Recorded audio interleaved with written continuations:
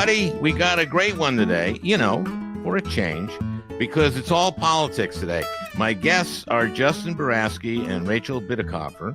Justin is a Democratic media consultant, which means he makes political ads, among other things. And Rachel is a political science, and author of Hit 'em Where It Hurts, How to Save Democracy by Beating Republicans at Their Own Game. So the next 40 some minutes or so is the three of us boring down into how we win this fall. But before we go there, I have to talk about Israel and Gaza.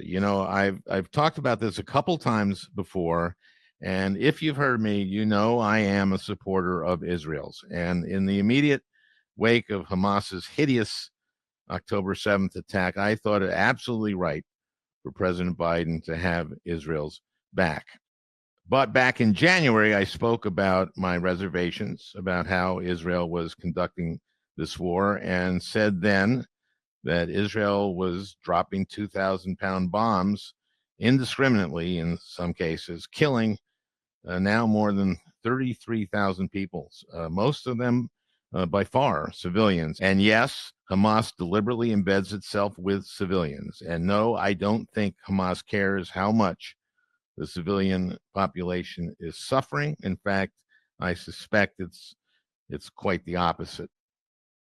As you know, I have long been critical of Bibi Netanyahu, going back before October 7th, going back to when I was in the Senate. And maybe it's not his job to care about civilian casualties in Gaza, but it should be, because world opinion is moving steadily away from Israel, and rightfully so. There needs to be a ceasefire, and the Israeli military should be mobilized to provide safe corridors for delivery of food and water and medical attention to the people of Gaza. And if Israel won't do that, we need to stop sending them weapons. It's just that simple as far as I'm concerned, because otherwise Netanyahu will just continue what he's been doing, and that is just unacceptable. Well, let's turn to my discussion with Rachel Bitecofer and Justin Barasky about the 2024 election. We talk a lot about Senate races and the way to go about winning, as the fate of democracy hangs in the balance this year. I'll warn you, we get in the weeds a little bit. Rachel is an advocate of Democrats going on offense and learning from Republicans' more, shall we say, aggressive tactics. Justin is making ads this cycle for the Senate Majority PAC's independent expenditure in support of Sherrod Brown's campaign in Ohio. So let's get to it. It's a great one, for a change.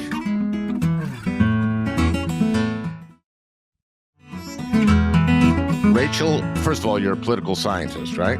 I'm a political scientist turned bad, right? So I'm now a political strategist. I work with Democrats to fix their strategy, and that's what the book's all about. The book is Hit 'em Where It Hurts, How to Save Democracy by Beating Republicans at Their Own Game. Very entertaining book, full of information on how things work in campaigns and how to message. And we don't message well, do we, Rachel or Justin? No, I mean, I'm anxious to read your book, Rachel. I think that Democrats get in their own way quite a bit. We could certainly use the help. It's about putting them on defense and making sure America finds out there's no more moderate Republicans. There are only MAGA Republicans, and they're very dangerous. Well, then let's talk about putting them on defense. Say in Ohio, where, Justin, you're making ads for Sherrod Brown. It's who's this guy? Bernie Moreno? Is that how you pronounce his last name? Yeah, he is the Republican nominee. And Sherrod Brown, of course, is the 3-term senator in Ohio, and he's running for re-election. And Ohio has turned pretty solidly red. Is that right? It's not where it was, and it's hard to know if that's a Trump effect only or part of a larger shift. But I do think we've had some bright spots here recently. Just to plug my home state, there were 3 competitive congressional races in Ohio last cycle. Democrats won all of them, and we just won 2 ballot initiatives last August and last November. One was on choice, and one was essentially how ballot initiatives are allowed to be litigated, and essentially was all Right. about choice as well. Let me ask you about that issue and Tim Ryan, because I thought he ran a really good race, except for not doing choice. Yeah, I mean, Tim is an example of just how competitive Democrats can still be here. This was a race that Republican outside groups spent over $30 million, almost $40 million on, and Tim didn't get any of that investment from national Democrats, and yet still made it extremely competitive. But it is true that choice was not litigated in that race in a major way, and I do think there will always be a question, as to whether or not that would have made a difference. I think that's a good time for Rachel to jump in because I kind of... You did read the book, didn't you? Yeah. Then I've been frothing at the bit over here, right? Yeah, and I congratulate you on your self-control. Obviously, I mean, those 2 initiatives, is that what they're called, about choice in Ohio, went heavily for choice. This was something that Tim Ryan didn't do. He was running kind of as, I'm not a real Democrat. But on that issue, it works very well that's one of our strongest issues, right? I just want to be clear what my intention is. My intention is to protect this democracy from collapsing into a fascist autocracy this fall. That's a good goal. Like the Ohio race, if you guys will remember, the last couple of weeks of the race, the media just loved Tim Ryan's race. And Al, I'm sure you remember this, Tim Ryan's running a really interesting campaign. He's, running away from both parties. And I'm like, there's nothing interesting about that. That's the same strategy that we ran in 2010 and got shellacked after Obamacare, that we lost all the remaining Southern seats in 2014, right? And we lost Tim Ryan's race. And it's not unique to him, though. I mean, it's a strategy that ran across most of the swing upper tier Senate races where the big money is spent in Ohio, North Carolina, Florida, and Wisconsin. Wisconsin's Mandela Barnes race. Is that what you're talking about? Because Yes, I thought he ran as a Democrat, and he did, but not this. So it's one thing to run as a Democrat. What I'm telling people to do is run as a Democrat using a technique called negative partisanship strategy. Well, yeah, I understand that. Yeah. And you know that Ben Wickler, the chair of the Democratic Party in Wisconsin, is a good friend of mine. And I kept saying, go after Ron Johnson on the fact that his father-in-law basically gave him the business that he has, and that the 2 most important words he said to build his empire were "I do."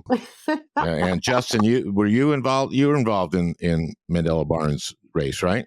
Yeah, I was, and I would say it was a slightly different campaign than Tim's. Yes, definitely. For example, as you know, like choice was litigated there, but I think a lot of what Rachel is saying makes a lot of sense. I will just, as a reminder, though, say that what Democrats accomplished last cycle in Senate races was largely a historic success. I think it's incumbent won, and then every incumbent won, and they picked up a seat in Pennsylvania in a cycle that they were not supposed to do, in a Democratic midterm cycle, which is, as we both know, from 10 and 14 is almost impossible to do. And I will say that the Democratic Senate candidates who won largely ran on being independent from party in a variety of ways. Now, most of them also talked about choice. I think all of them did. But central to their messaging was that they were independent of their state, not a national Democrat. Mm-hmm. So I'm not saying that John Tester and Sherrod Brown in particular in this cycle shouldn't do what you just described. They should, on the stump, in some of the advertising, they should absolutely do those things. But will determine whether we can keep them in the Senate will be how good they are at freaking out the electorate about their other option. And that is exactly what happened in Pennsylvania. That's exactly what happened in Georgia. Now, that was kind of easy to do in Georgia. Yeah, very easy to do. And in Pennsylvania. So you were fortunate with the candidates that you had. Yes. So you're right. The midterm was so daunting that on election night 2020, I knew we were going to win the presidency. Thank God, right? Let's talk about the presidential race then for a moment. What should Biden be doing now that he's not doing, or is he doing everything the right way? We should all be, and this is not in any way an assessment of the strength of the Biden presidential campaign. We should all be very concerned that this is going to be a close election, given who we're running against, as Rachel has already referenced. And given the polling now, which I think is tightening, right? Right. The atrocities, I don't even know where to start of who Donald Trump is and what he's done and what he will do. It's deeply concerning that we're going to have a close election, but that's just sort of where the country is, unfortunately. And if he loses, there'll be a bloodbath, evidently. Right. I mean, the kinds of things he says. I think that, to Rachel's point about, I don't remember the word you used, but demonizing the other side, it's not the only thing we need to do, but we are going to need to aggressively, more so than we did in 20, just because of the uniqueness of the election and the pandemic, and certainly more so than ever before, lay out the stakes of what a Donald Trump presidency would mean. And there's a couple obvious issues to hit on. Abortion is still front and center in not just the presidential, but pretty much every race I'm working on. And we need to make sure everyone knows that he bragged about overturning Roe. And he's doing something that I want to ask you about, which is something that Ron Johnson did in last race, which you must be intimately familiar with, which is he went from a stance of being completely anti-choice to saying, like, well, let's just leave it up to the voters and, whatever they decide, 16 weeks or whatever. And it feels like Trump is both saying, I got rid of abortion, and at the same time going like, but, why don't we pass a national law making it 16 weeks? Well, I think because he's not dumb and he understands that this is a losing issue for the party. And, how do we make that not work? I mean, how do we hold them to easy? That's easy, Al. Okay, Rachel. Yeah. Okay. Look, how many Democrats have ever filed a bill in Congress to take away everybody's guns? I mean, if you don't know, I'll just tell you. No, I know, okay? Of course. Yeah, right. So, like, why do we need them to have personally stated on the record in some capacity, that they support a national abortion ban or will vote for one? That we don't, right? What advertising does on their side is it tells people Democrats are coming for all your guns. It doesn't worry about whether Joe Biden, I mean, they gave no quarter to Joe Biden. They described him as a socialist who wants to defund the police. So here's what I tell people. Like, if they're running to be in the Republican House caucus, they're a yes vote on a national abortion ban. No matter what they say, no matter what they do, they're a yes vote. They'll vote for it. How do we know, even if they say they aren't? Well, they lied under oath in front of the Senate confirmation panel that you sat on, some of, right? Where they told you we're not going to overturn Roe. It's settled law. So you can't trust a Republican as far as you can throw it. And we need to brand each and every one. So this Marino guy, I'm going to make sure the Ohio electorate hears one thing about this dude. And that is that this guy is an abortion extremist who's going to vote yes on a national abortion ban. If you want to know how it works, look at Michigan, because Michigan in 2022 ran all 3 statewides, wedging abortion. The good news is we've actually got all these Republican senators on the national abortion ban, and most of the candidates and Trump as well. That said, I completely agree with Rachel. Democrats generally have to be more aggressive in terms of how we brand. And, we get caught up in, we may not have this exact quote, so we can't say this. And it's something that trips us up all the time. The reason it happens is our side still cares what the press thinks. The other side doesn't. And so our side is always worried if we don't say this exactly right, there's going to be a headline in the big paper, in Cleveland or in Detroit. And it's a huge issue because our side still does have respect for the press. They don't, but it trips us up in how negative and how aggressive we can be in terms of attacking Republicans. So I'm completely with you on that, Rachel. Rachel, you write about that. Justin, stay in this. I don't want, but Rachel, you write about that in your book about how the media is always looking to not be able to be accused as being the liberal media. Right. Correct. And bends over backward. It is a huge challenge for our side. And the press, most of who I think are well-intentioned, screw us over and over again. And because they go out of their way to equate that Trump is responsible for the deaths of so many people in the United States, and he's a racist and a bigot and he's corrupt. And Joe Biden's really old and doesn't always talk as clearly as we would like. And it's a huge problem for our side. The Republicans have spent decades, and Al, you know this, they've spent decades creating this media infrastructure that does a lot of work for them. And so a lot of times it doesn't matter if they have a crappy candidate and a bad campaign, because they've got cable news and they've got the press and they've got, all these folks online and frankly, foreign countries who are trying to, influence the election. We've got to be even more aggressive than we've been. Well, you also have to just be willing, right? To, like, the Lincoln Project is just willing to have the media say, well, that's not technically true. They don't give a crap, right? And that's why, like, the reform has been so difficult for 4 years. I've been working on it.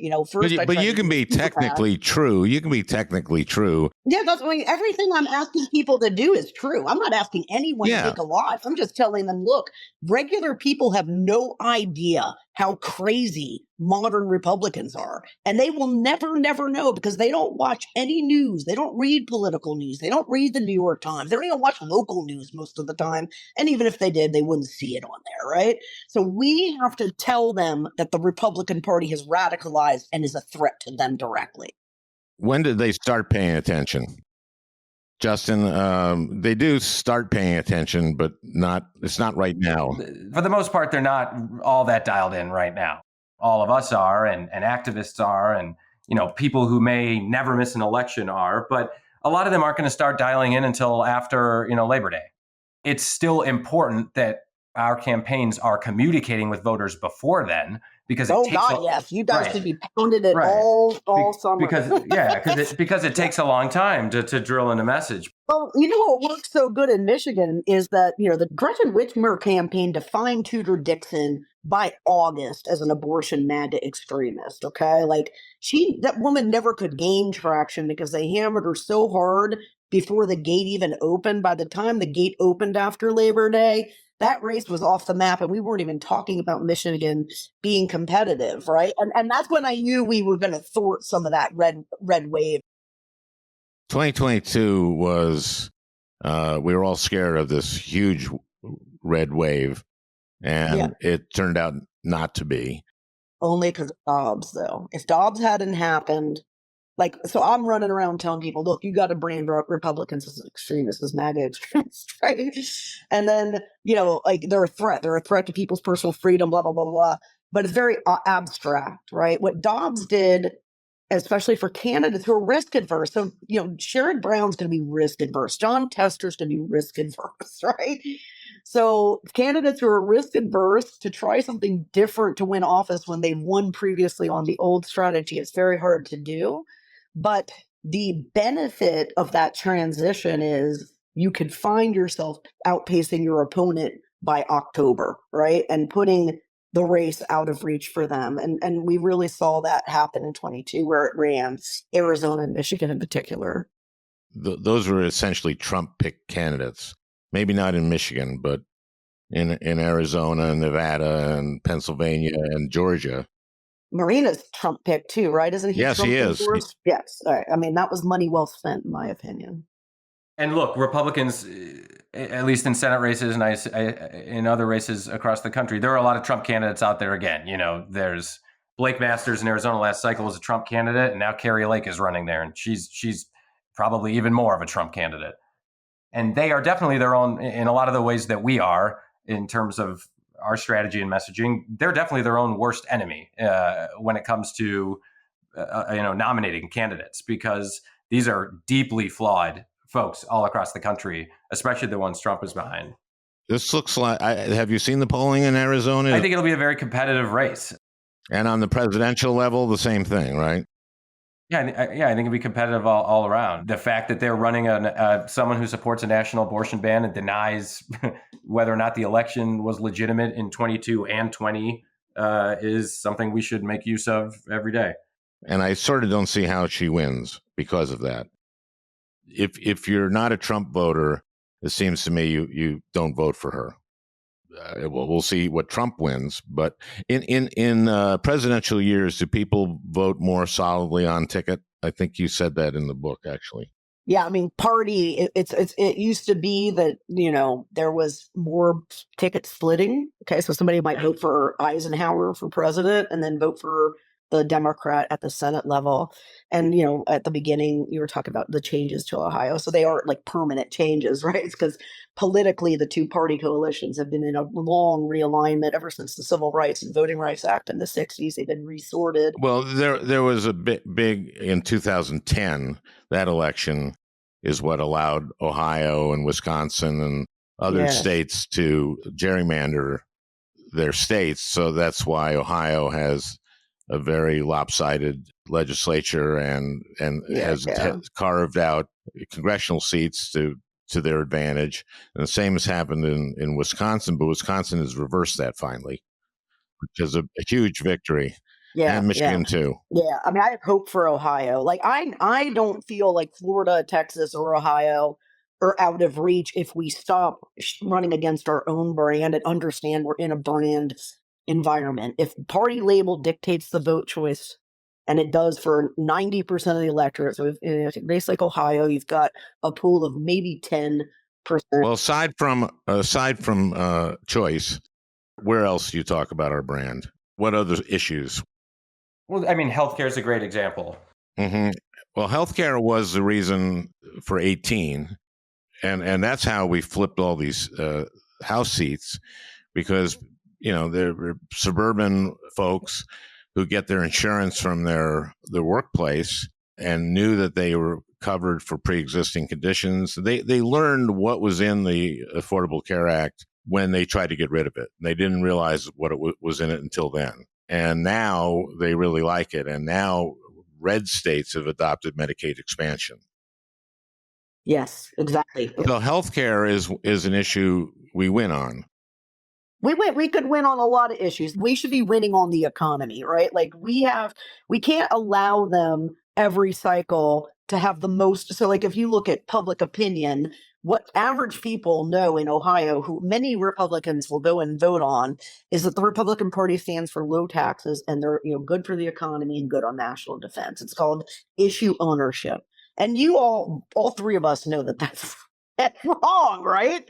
But no one else knows that, and it's a pervasive public opinion. Now that we know, because they took education and wedged it against us, our issue wedged against us to flip Virginia in 2021, we know that what you can do is design a messaging infrastructure that takes autonomy away from them. And that's, to me, Al, that's my life goal. It's something that I haven't been able to penetrate enough of the party to pull off yet, but it's definitely on my list. We have to win on the economy. There are moments in time, like what's happening right now with Dobbs, where abortion may actually be the number one issue in a lot of places. But overall, economy is never going to be less than 2, or if not 1. And the party faces a problem where on issue after issue, if you actually ask people their thoughts on policy, like how should we do paid family leave, or should we have it at all? Should there be a minimum wage and should it be raised? How should we safeguard workers to make sure they're not hurt? Like, voters are with us on all of these things if you actually get down into the substance of it. And yet, in poll after poll, they trust the Republicans more on a variety of things. And it's a huge messaging. It's a huge brand problem that the party has.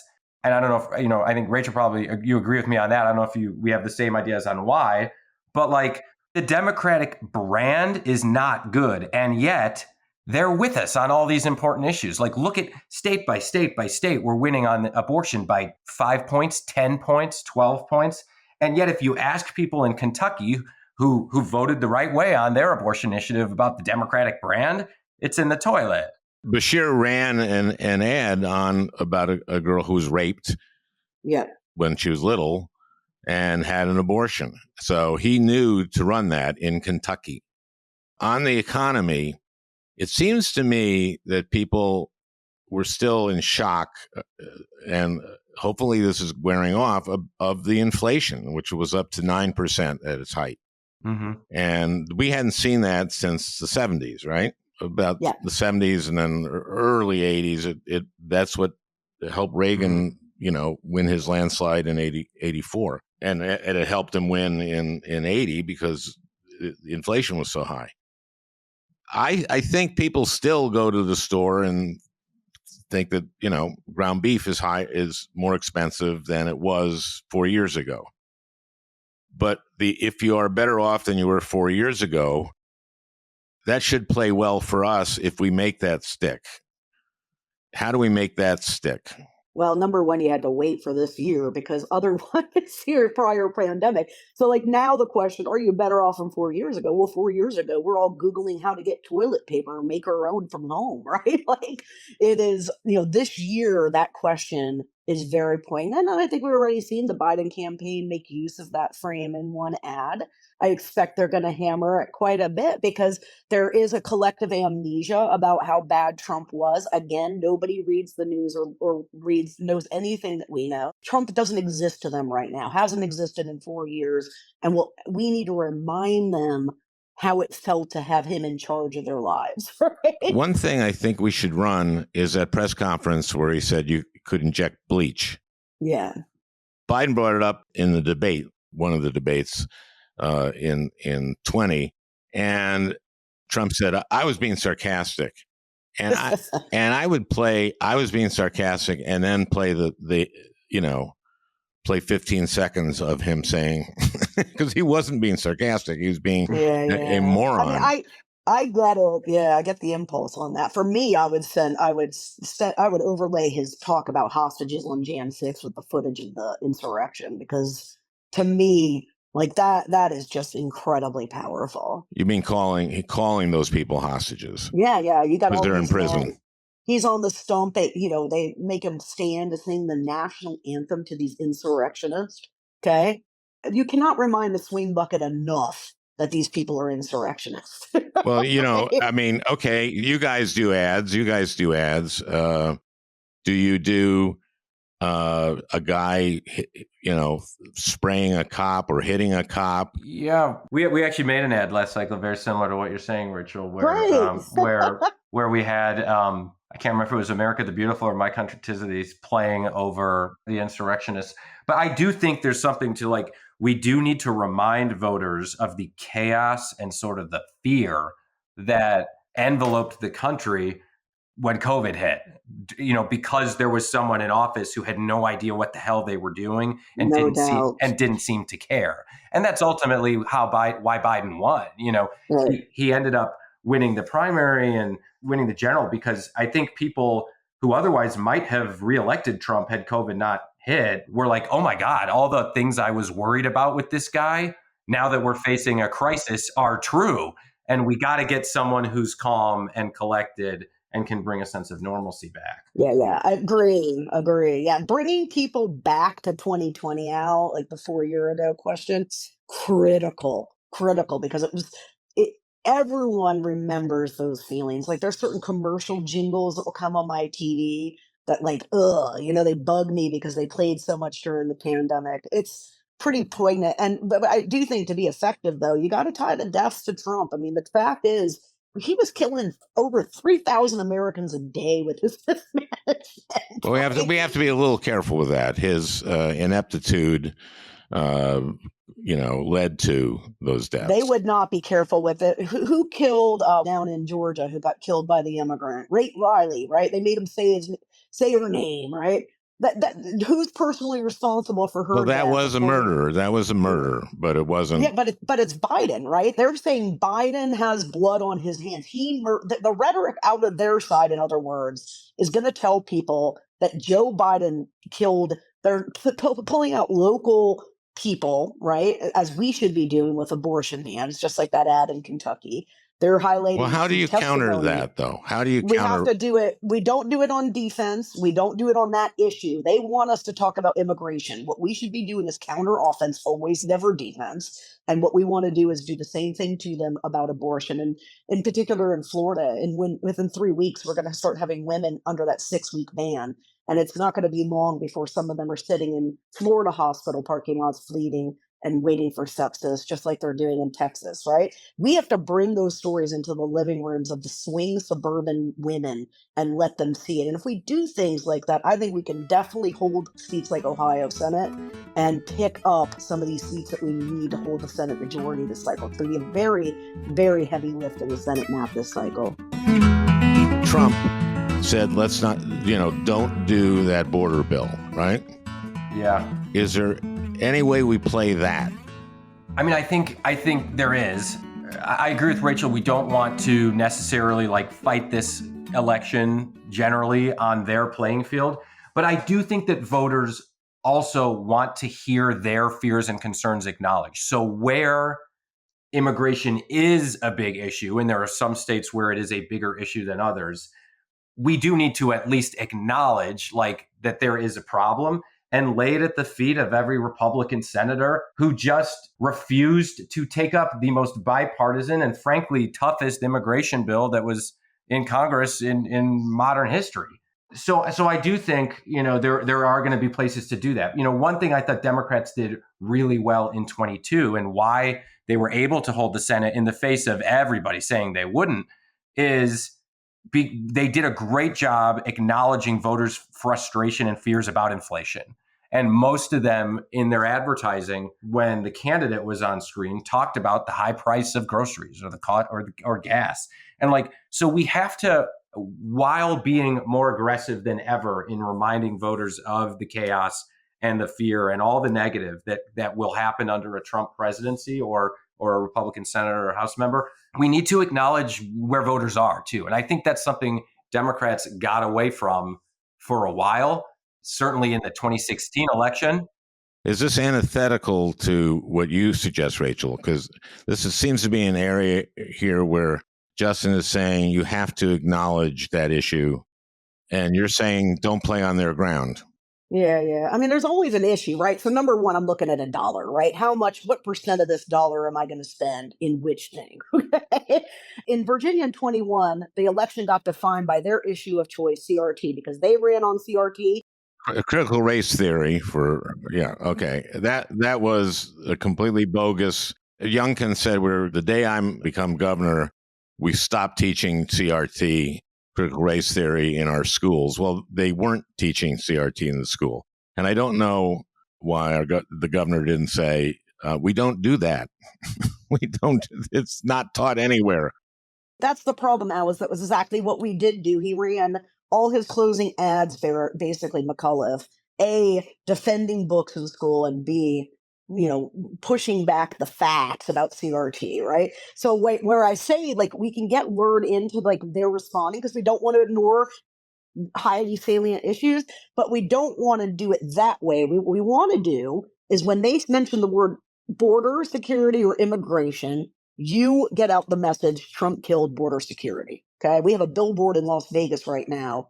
Trump killed border security, right? That's simple. When they mention this word, you attack them. If they say the word inflation, then you attack them all for voting. Every Republican voted no on the Inflation Reduction Act. And although we know this isn't technically true, the Inflation Reduction Act took inflation down from 9% back to normal.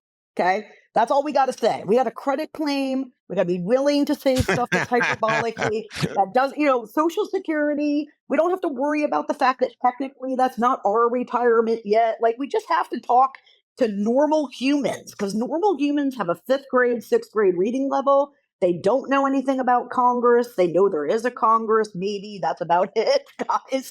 And we're treating them like they're reading a policy brief on K Street with us. Yeah, no question. We have to communicate in ways that sound like normal people. And that was sort of my point about voters want to see their concerns and fears reflected in the candidates that they're voting for better or worse.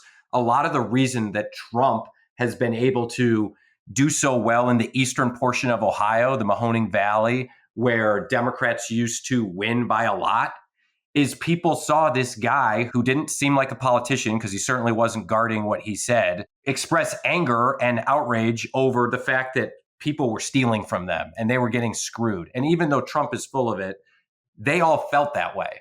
So regardless of whether they agreed with him on a lot of other stuff, which they certainly don't on abortion, they voted for him because they were like, you know what? This guy sounds like the inner thoughts that are in my head that I can't always say. Yes. So I'm going to vote for him. So we've got to make clear that we understand what voters are going through and talk about it.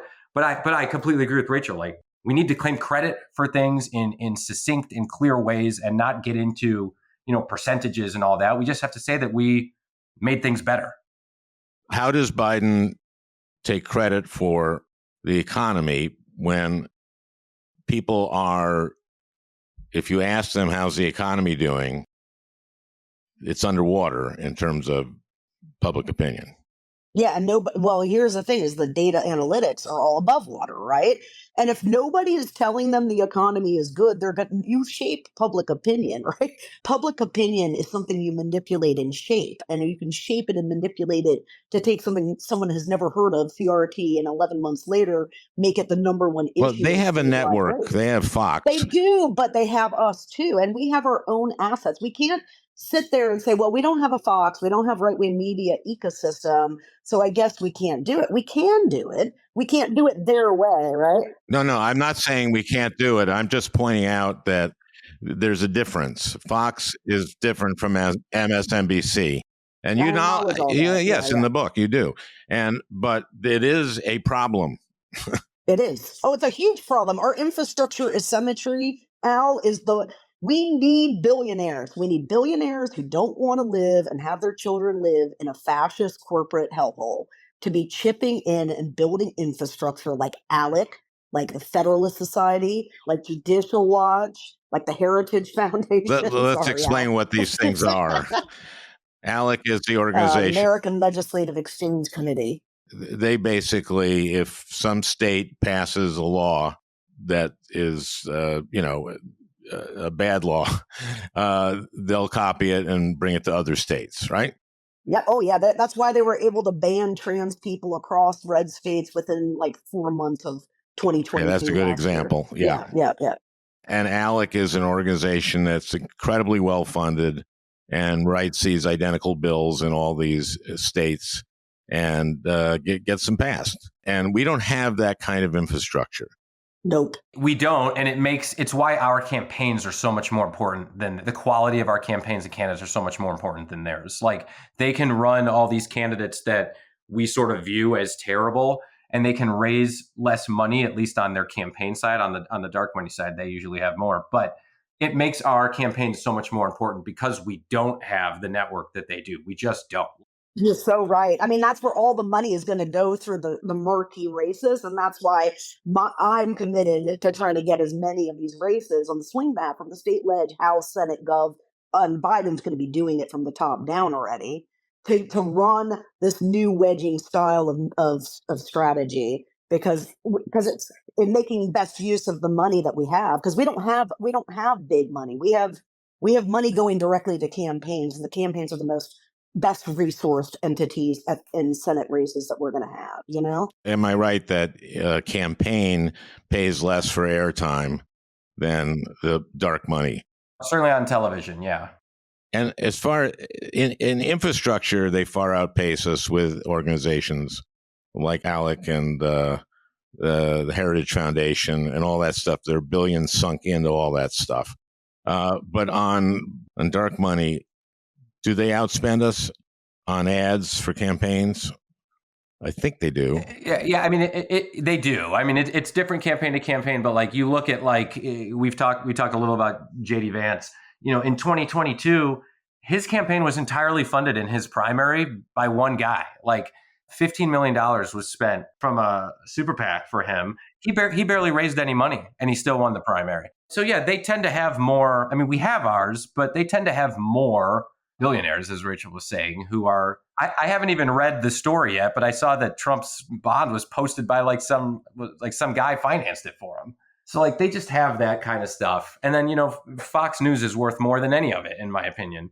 And the fact that ultimately the free press that is supposed to be the arbiter of truth and reason, NBC hires Ronna McDaniel because they need to appeal to people who want to believe that the election was stolen, It said that in her contract that she has to be on and talk about how the election was stolen. That was an amazing misstep.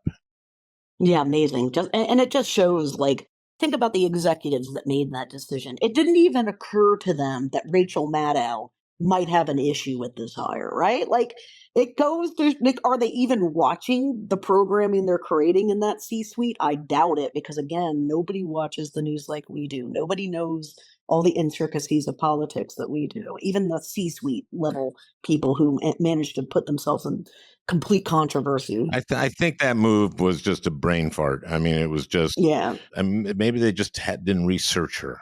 That's right. I honestly think that's it. And we all know everything she did. In fact, I got blocked for a long time from Rana because I pointed out she was committing crimes in 2020 to set up the Red Mirage, right? I think they knew. It was about money, and it was about viewers. There's a reason Fox is our side even consumes news differently. We're more fractured in where we get it, and they know there's money in having voices like Fox News on their network. Again, it is a huge problem. I think all of us know somebody who is a Fox viewer, and Right. how who's been radicalized by it. Yeah. and you can't talk to them at a certain point. Right. It's not, there's not objective reality anymore, which is a big problem for Democrats. Well, when they said alternative facts, when Conway said that, and I was shocked and I laughed at it, but they did that. They did it. They did it because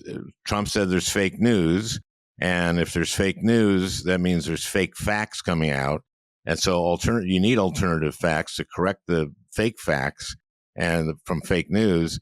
And now everything is up for grabs and they flood the zone with shit, as Bannon said. Yeah, and they have done so good that there's about 30 million of the Republican coalition, because it's about 60 million, right? Who are full on in a mass psychosis event. I mean, they exist in a reality that doesn't exist, but where things are taken as real for us as reality is. And that's that Biden stole the election. We're all criminals, that Trump never did anything wrong. He's being hunted unfairly by the government. He didn't do an insurrection.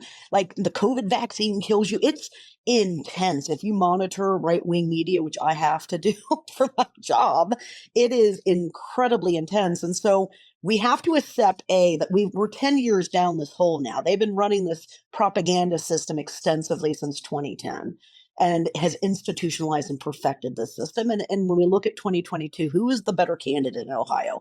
It is no doubt that it was Tim Ryan. Tim Ryan was heads and shoulders better on every metric than JD Vance.